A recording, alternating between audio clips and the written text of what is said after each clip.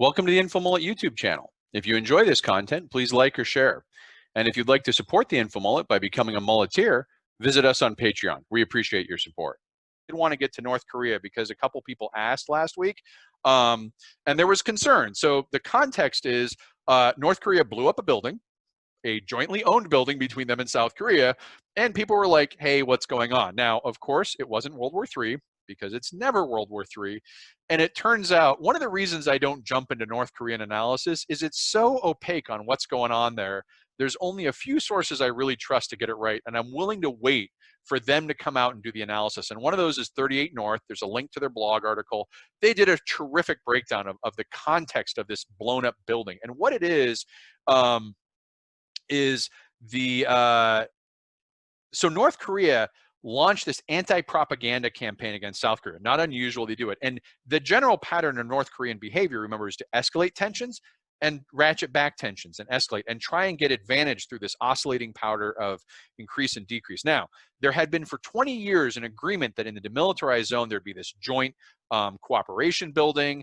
They wouldn't be using loudspeakers blaring. For any of you who are old enough, like myself, you can remember when the demilitarized zone, you would see videos and there'd be just constant propaganda 24/7 through loudspeakers. They're not distributing leaflets, propaganda leaflets. They agreed to all these measures, and about a week ago, or a week and a half ago, they demolished the building that was the symbol of this joint cooperation, and they began these propaganda measures again. And they said, so the loudspeakers were turned on, the leaflets were distributed with fury and vigor. The great leaders' leaflets were all handed out.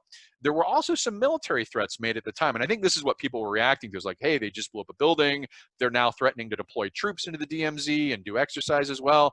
If you look at the links, it's just another escalation, de-escalation. It's a common pattern, and already North Korea is walking back. The leader Kim has sort of, overruled the military and sort of pulled back from deploying troops. He's using this as kind of a game to get positioning and leverage. So already, only a week out, you're seeing them pull back in this de-escalation route, and I think they're going to be looking for something to get in return.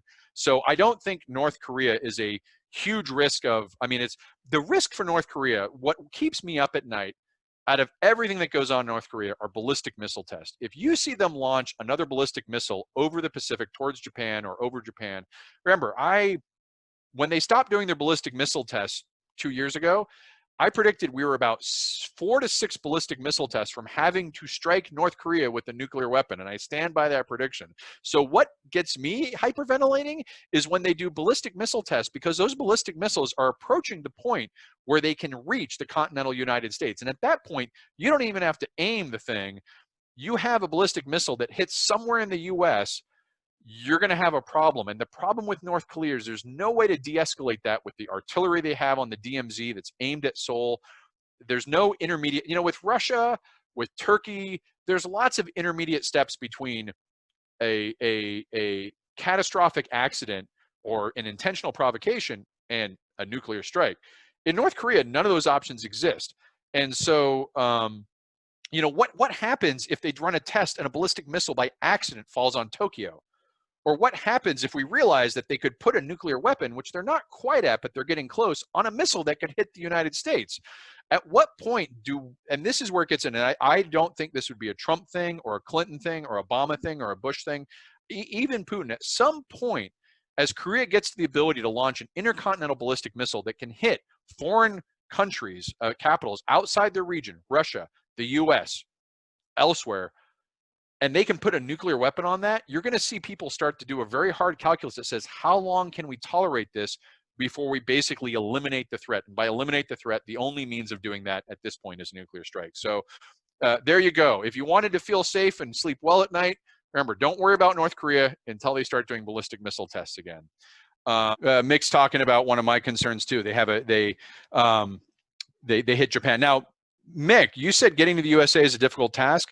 My understanding is they're probably about 6 ballistic missile tests away from being able to, I'm not saying they're going to pinpoint target a city, but it's going to be a horseshoes game. I think they can point something at the US and have a reasonable chance of hitting the continental US. And at that point, I don't think how much you target is a question.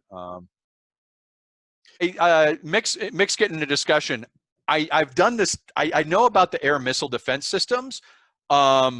but if there's a if there's a risk of, I mean, you talk about if there's a risk of say they launch 13 missiles, right? Yeah, we'll probably get most of them, but what's the probability one gets through? What's that? You're talking about a probability of catastrophic consequences, and what's the likelihood we'll get them all? I just think it's going to be an unacceptable risk when the ability to remove the risk is actually fairly well developed with our tactical nuclear warheads and our variable yield that we can do. I mean, most of the places that do this are away from population centers in North Korea. And, you know, again, it's not a pretty picture. It's not one I'm enjoying thinking about, but I think at some point you're going to get to that point.